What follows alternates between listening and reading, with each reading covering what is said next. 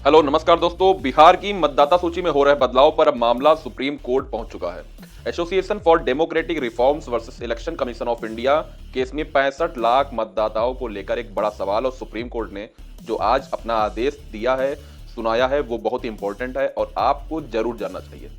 Supreme court का ये order जो डायरेक्टली अफेक्ट करता है बिहार के वोटर्स को, आज 14 अगस्त को सुप्रीम कोर्ट ने election commission of India ECI को स्ट्रिक्ट डायरेक्टिव दिया है बिहार के स्पेशल इंटेंसिव रिवीजन यानी एसआईआर को। इस प्रोसेस में वोटर लिस्ट से हटाए गए लोगों की डिटेल्स पब्लिश करने के लिए पहले समझते हैं एसआईआर क्या है। SIR stands for special intensive revision यानी विशेष गहन पुनरीक्षण। ये इलेक्शन कमीशन का एक स्पेशल ड्राइव है बिहार के इलेक्टोरल रोल्स को अपडेट करने के लिए। इसमें डेड पीपल, डुप्लीकेट एंट्रीज या शिफ्टेड वोटर्स के नेम्स रिमूव किए जाते हैं जिससे एक फ्रेश अपडेटेड वोटर लिस्ट सामने आ सके। बट कंट्रोवर्सी ये है कि अराउंड 65 लाख नेम्स डिलीट हुए हैं ड्राफ्ट वोटर लिस्ट से और पॉलिटिकल पार्टी जैसे आरजेडी, कांग्रेस ने आरोप लगाया है कि ये बायस्ड है, स्पेशली माइनॉरिटी कम्युनिटीज को टारगेट किया गया है।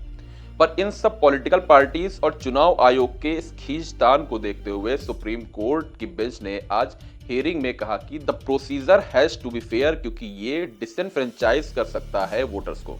कोर्ट ने इलेक्शन कमीशन को ऑर्डर दिया है कि बाई अगस्त 2025 उन्हें डिस्ट्रिक्ट लेवल पर जिलेवार जिला निर्वाचन अधिकारियों की वेबसाइट पर लिस्ट को पब्लिश करना होगा जिसमें डिलीटेड वोटर्स की फुल लिस्ट इंक्लूडिंग उनके नेम्स और आइडेंटिटीज के साथ और हर डिलीशन का स्पेसिफिक रीजन जैसे डेथ, रिलोकेशन या डुप्लीकेट वोटर्स, साथ ही जो भी एग्रीव्ड पर्सन है मतलब जिन लोगों के नेम्स हटाए गए हैं वो क्लेम फाइल कर सकते हैं यूजिंग आधार कार्ड या अदर डॉक्यूमेंट्स। अभी तक आधार कार्ड चुनाव आयोग द्वारा स्वीकृत 11 डॉक्यूमेंट्स की लिस्ट में नहीं था, पर अब सुप्रीम कोर्ट के आदेश के बाद आधार कार्ड को मान्यता दी गई है।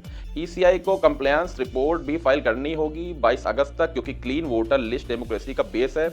ईसीआई ने डिफेंड किया एसआईआर को ये कहकर कि ये पॉलिटिकल पार्टीज के कंप्लेंट्स पर बेस्ड था लाइक बोगस वोटर्स। बस सुप्रीम कोर्ट ने ट्रांसपेरेंसी को ध्यान में रखते हुए कहा कि अगर आपका नाम डिलीट हुआ है तो ईसीआई वेबसाइट चेक कीजिए आफ्टर अगस्त 19 और अगर इशू है तो फॉर्म 7 या क्लेम सबमिट कीजिए।